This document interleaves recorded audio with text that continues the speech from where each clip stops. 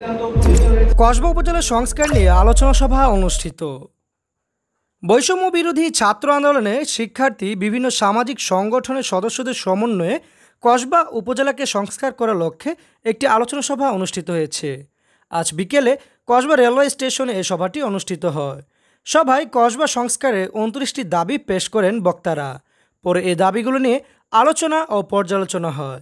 দাবিগুলোর মধ্যে অন্যতম কয়েকটি দাবি হলো কসবার গ্যাস কসবায় দেওয়া, কসবার প্রতিটি ঘরে ঘরে গ্যাস পৌঁছে দেওয়া, রেলওয়ে স্টেশনে টিকিট কালোবাজারি বন্ধ, পাবলিক লাইব্রেরি দ্রুত সংস্করণ, 1 টাকা ও 2 টাকার কয়েন চালু, ইপটিজিং প্রতিরোধ, রাস্তাঘাটে অটোরিকশা ও সিএনজি থেকে জিবি বা চাঁদা বন্ধ, কসবা হাসপাতালের অনিয়ম বন্ধসহ মোট 29টি দাবি তুলে ধরেন বক্তারা।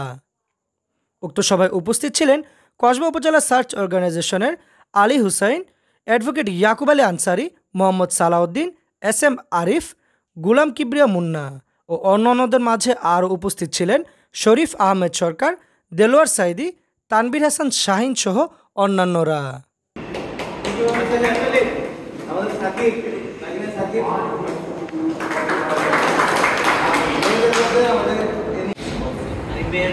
একটাই মানে হচ্ছে আমরা সরাসরি মাঠে আক্রমণ না করে যে কার্যালয় দ্বারা পরিচালনা। ইকরাম উঠু একটু সুন্দর হইব ফ্রেমটা। উমা ভাই আমার এটা তো দুইটা উঠাইতে